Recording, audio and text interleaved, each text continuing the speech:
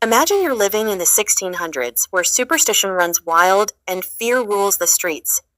You wake up, stretch, and glance in the mirror, only to notice an innocent birthmark on your arm. A harmless detail, right? Wrong. In the eyes of your paranoid neighbors, that mark isn't just skin deep. It's a signature from the devil himself. Before you can say, it's just genetics, you find yourself dragged into a town square, surrounded by whispers of dark magic and accusations of witchcraft. Your fate? Sealed by a belief so bizarre, yet so powerful, that even logic dared not challenge it. Did you ever laugh at the wrong moment? In the Middle Ages, unexplained laughter, especially during funerals, was believed to be a witch exposing their true nature. It wasn't nervousness or grief in disguise. It was proof that you enjoyed someone's suffering. And if a curse was suspected, that eerie chuckle was all the evidence they needed. Did your eyes change color in different lighting? A harmless trick of reflection, something science now explains, but back then, they thought it meant your soul shifted between worlds. People watched carefully, looking for signs that your gaze belonged to something not entirely human. Ever had dreams that came true?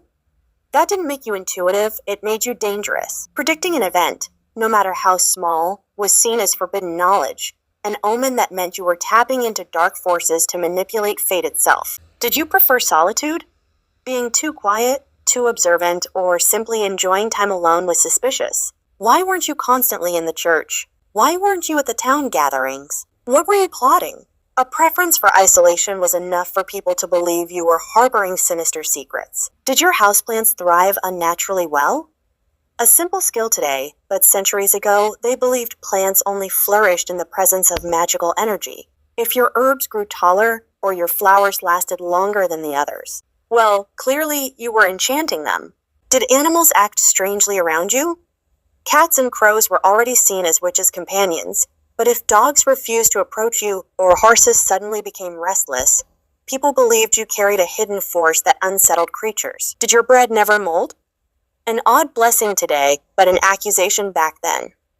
If your food remained fresh for too long, or if your milk curdled unexpectedly, people assumed it had been tampered with, either protected by magic or cursed beyond saving. Even leftover footprints in the wrong direction were considered sinister.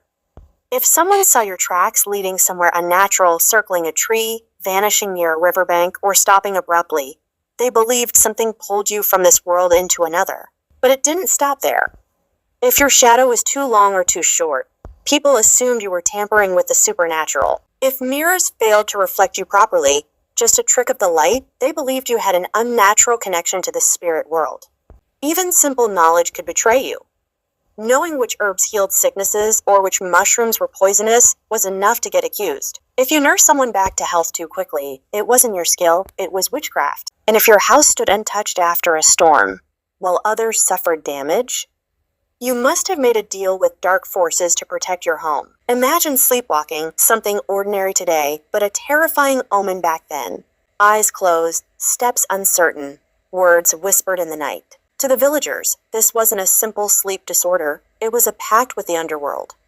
A secret ritual carried out beneath the moon, and if anything unlucky happened the next day, a spoiled harvest, a sick horse, you were the one blamed. Even something as innocent as whistling could mark you as a sorcerer. They believed certain melodies could control the wind, break spells, or even summon spirits from beyond. You could be humming a harmless tune, only to have a stranger accuse you of cursing their crops.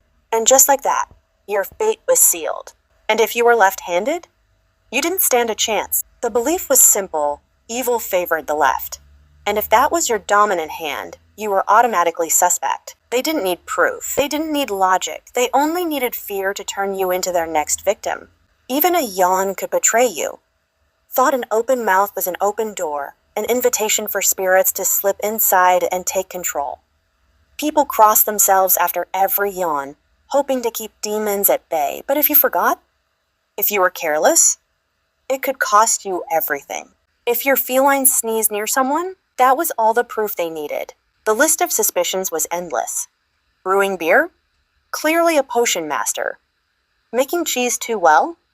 Must be stealing its essence with black magic. Even double-yolked eggs were seen as unnatural signs of witchcraft. These weren't crimes.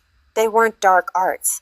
They were coincidences twisted by fear. But maybe, just maybe, some of these accused witches had secrets the world was never meant to know. The terrifying reality was, anything out of the ordinary, no matter how innocent, could be twisted into proof of witchcraft. No one was safe. The wrong habit, the wrong glance, the wrong whisper. And you could be next. Please like and subscribe for more bizarre facts.